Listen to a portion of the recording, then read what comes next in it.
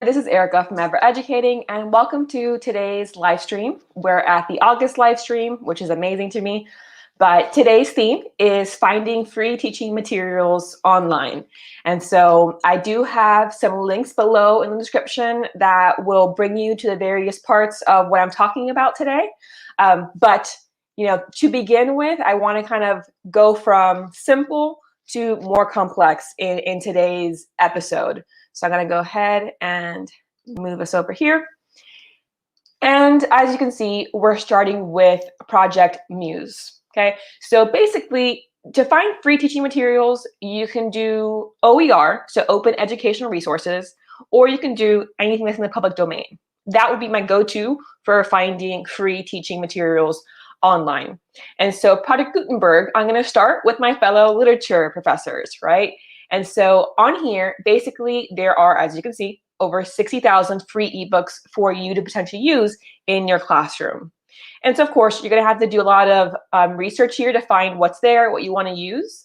But when you think about it, in my case, yes, I specialize in children's literature, so it makes it even easier. But if you're teaching literature and you want to just give students some short stories to read, well, one option is, of course, fairy tales. So then you can go right here, type in fairy tales, and you can see whole books, collections of the old tales. So you have here Andersen fairy tales, Irish fairy tales. You can do Grimm, right? And 1001 Nights. So you can go through and see, okay, we're going to study some Grimm fairy tales. Let me click in here, and you have your options. How do you want to read this book? Online, as an EPUB, Kindle, and so on. I can just do it online. So you click in. And what's great here is from the ones I've always seen, they do have a clickable table of content. So you can just go ahead and say, okay, I'm going to link this website, this exact page, onto Canvas or Blackboard or Sakai, your LMS. And students can go in here and you can say, all right, for homework, I want you to read Hansel and Gretel. And they click and it goes straight to Hansel and Gretel.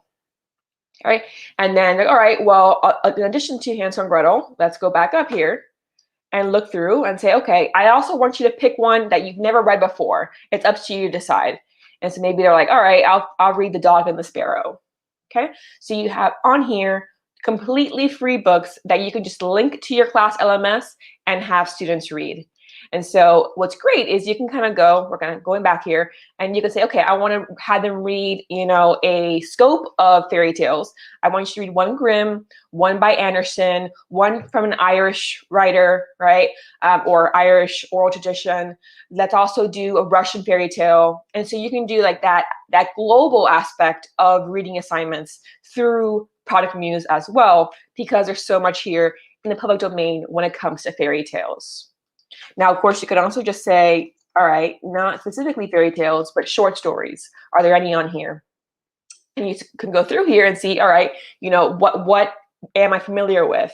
Is anything here speaking to me? So The Awakening, right? Very popular. The Jungle Book, right? So you can go through and see, rather than having students buy books, if they're in the public domain, they might as well just read it for free if they have access to the internet, right? So that is an option for your students.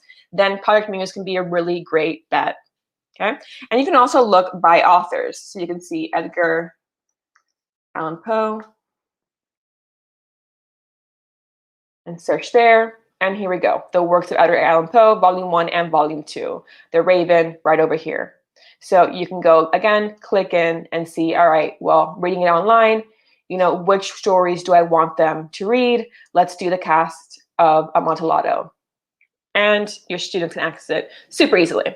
All right, so this is one option. So obviously the focus here is literature classes, but you might see as well in your particular field, what is it that you might find here that connects to your course. So, if it's a historical document, they might be here, right? If it's an old enough book, it might be here. You might as well try this first.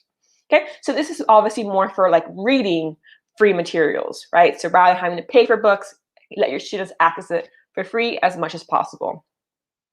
Okay, so moving on from that, let's talk specifically about OER. So OER, I have up here 3 different websites that we're going to focus on: OER Commons, Merlot, and OpenStax. But what I recommend, all of these are general OER. So if, for any kind of course, but I recommend if you teach a science course, if you just look up science OER, you're going to get links, right? So you have the ads here, and look, OER Commons pops up first. But if you kind of go through here, past the ads, so here's K through 12 OER. So let's click in, and this is from a library website, so you can kind of go through. So PHET provides free interactive math and science simulations that engage students through an innovative game-like environment where students learn through exploration and discovery. Sounds pretty engaging to me. MIT Blossoms provides video lessons for high school science and math. Every lesson includes video segments, a teacher's guide, downloadable handouts, and a list of additional online resources relevant to the topic. Now that sounds amazing, right? As far as free materials for a science teacher. So you click in, and now you start exploring. What are you teaching? Chemistry, biology, engineering, math, and so on. And you can start downloading resources that make sense for your class or linking it to your class LMS. Okay, so I definitely recommend, before you look at more general OER websites, literally just Google your topic OER and see what pops up, right? Because here you have another library guide that has more science and math OER. And so now you can kind of look through this list as well. So that would be my first step. If you're not teaching literature and Project Gutenberg doesn't seem to be worth it to you, is literally just look up OER in your field. But if we do go to the ones that are general OER, I think OER Commons is your best bet. Okay, and so what you have here, what are you looking for? So you might have, maybe you're teaching writing. So I'm looking for academic writing, text, subject. You might go through here, English language arts, education level. Obviously, this is important. So what are you teaching? Are you K through 12? Are you in college? Or are you in graduate even, right? So let's say maybe we're looking for community college materials, and then you have here any particular standard that you want to research. In community colleges, not so much, right? So that's more K through 12. So then go ahead and search.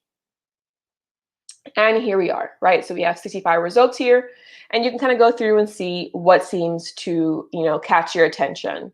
So Intro to Academic Writing for ESOL. Okay, that can be really great. English 101, e-text writing for the rhetorical situation. Great. If you're teaching a rhetorical situation and you want a resource, you might say, all right, let me go in here and see what's available. Go ahead and view the resource, right? And you can download the document, right? So when you download the document,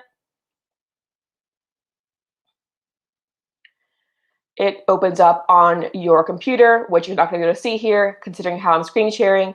But that is how you do it, right? You literally just download it onto your computer here. Super simple. If you go on back, writing the disciplines, okay, maybe you're taking that approach to teaching writing. All right, professional and public speaking, public writing. Click in here. You see a description of what it is. Go to view resource. Okay, and in this case, it's a whole book. So you say read book. And now it's available, right? So if you look through the content, you can say, okay, I want to assign students to read in part 5 on discourse community knowledge. They're going to go ahead through here and look, it provides perspectives on discourse and discourse community, research and finding credible sources, citations and attributions. Okay, the focus I want to have is on research and finding credible sources. And now it takes you immediately to that part of the book. You can read through it, see if it's a good resource for your students. And again, you just literally copy the link, paste it into your LMS, and you have a free resource that they can use rather than creating your own about the topics that you're teaching in your class. Okay, so let's go on back here to the beginning of the screen, and maybe you're teaching chemistry. And so education level is, let's say, college, upper division.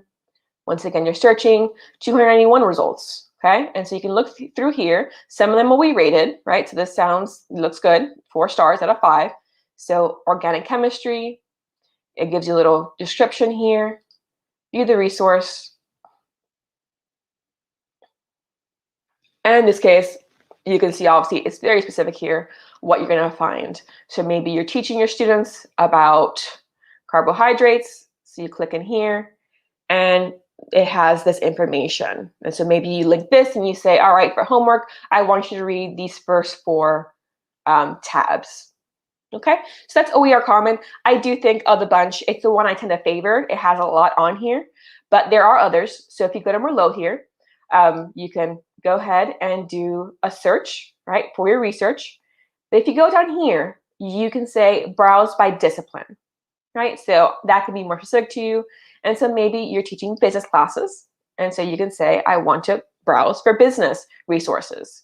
And so you can go on here and you see, okay, well, there's 9,000 results, quite a few, but you can filter, right? So you're like, okay, I'm teaching a marketing course.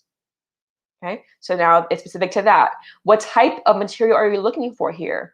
Well, I'm looking for case studies about marketing. So now you go even more specific, and now it's only 34 results for you to choose from.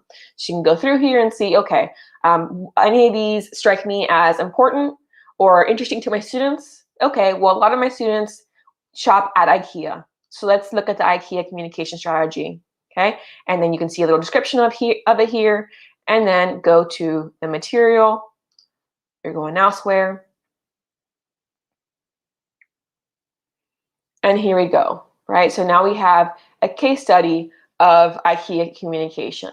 So you can, again, link it to your LMS, and you have this homework assignment for your students to read and discuss in class the next day. Okay, so using the filters is obviously really helpful to find exactly the type of resource you want to use in your class. What are you searching for? Are you just looking for a reading, or are you looking for something else? So if we go back here, let's do this again. So maybe you're teaching in the social sciences.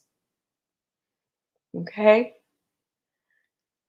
Give it a second. And now, okay, you can go specific. So maybe you're doing criminal justice, 263.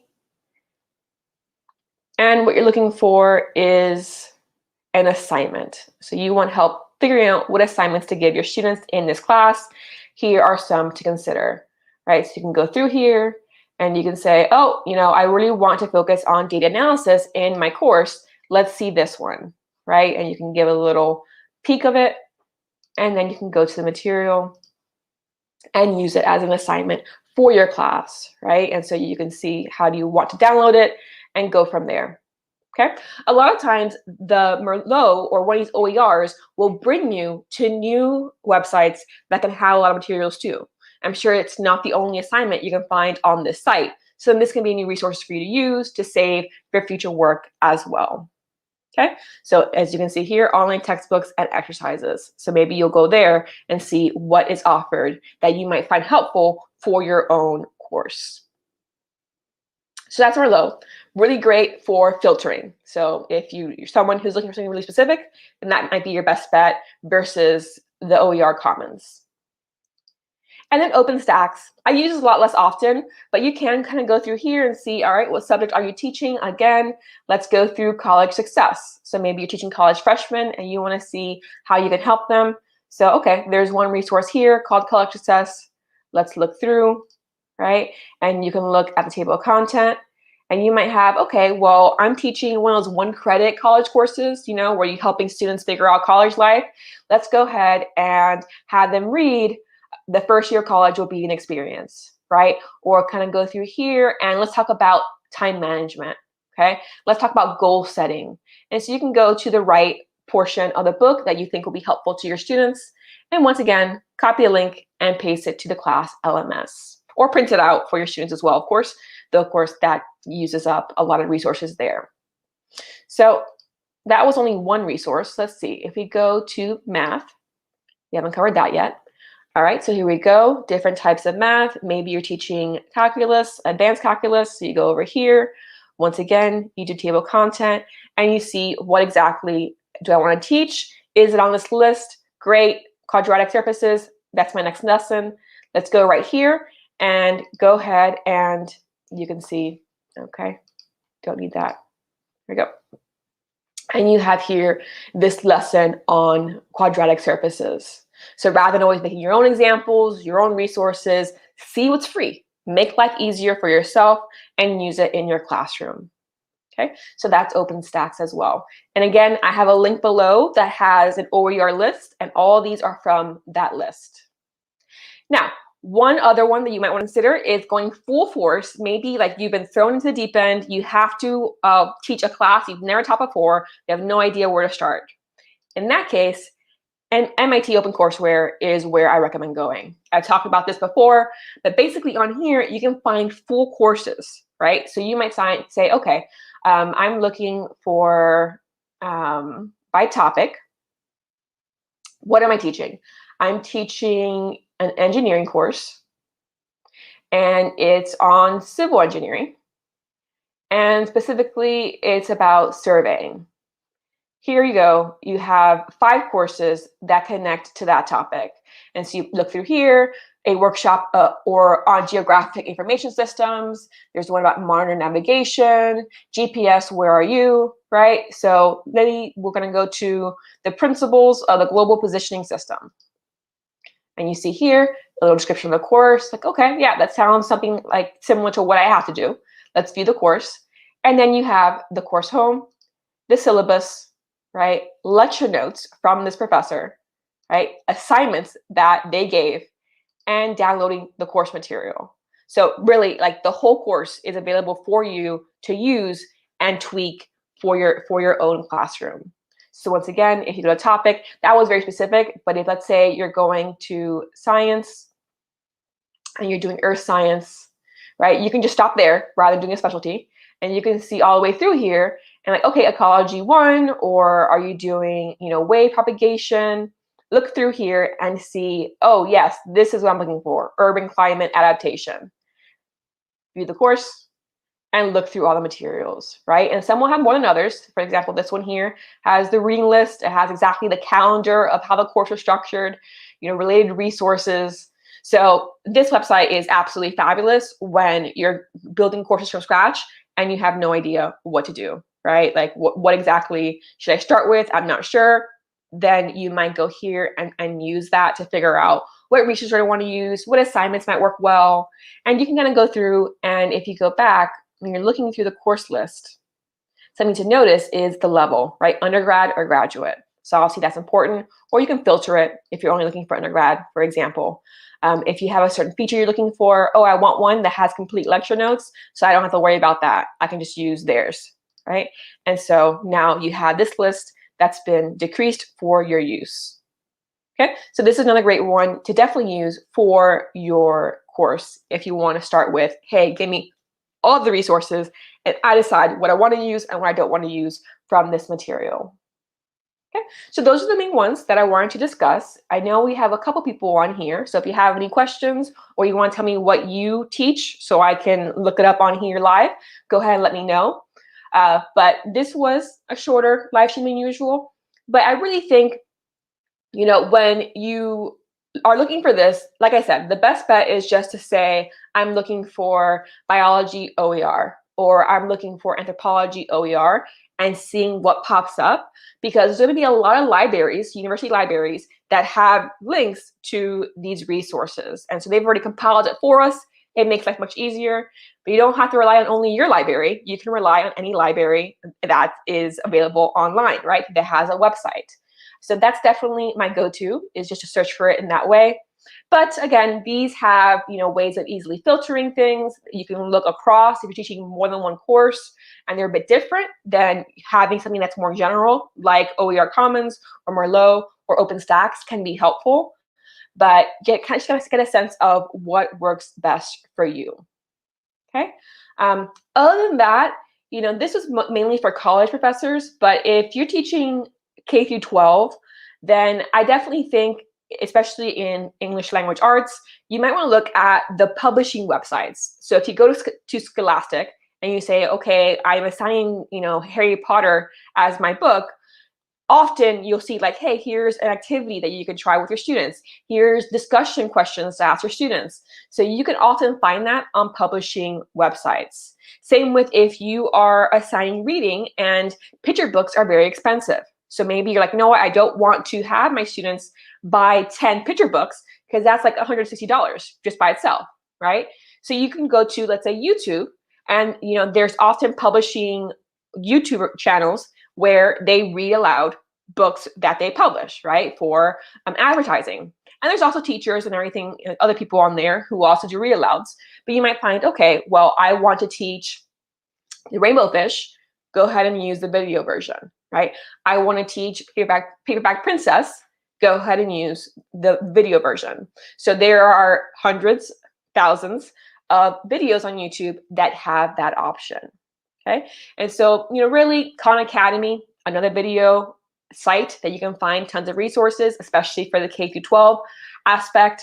And so, it takes some research, but there's so much free stuff online that can be used legally, right? You don't want to use copyrighted material. You don't want to do anything shady.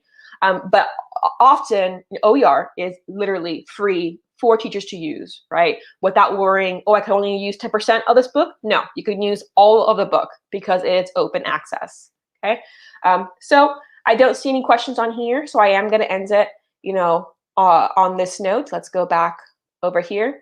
So I will go ahead and do my usual community post asking what you want the theme for next month to be.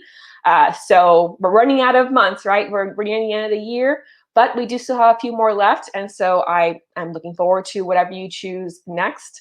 I do go back to one video a week now that the semester has started. So it will be my Friday video is the one that will go live. And so that's always Friday at 10 a.m. Eastern time. So if you are not a subscriber yet, I recommend doing that.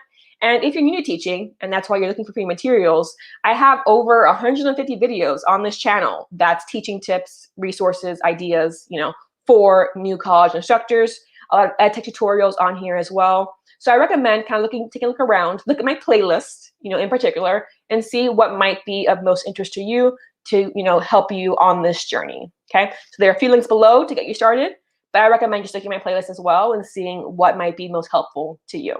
So I'll see you next time with a video next Friday.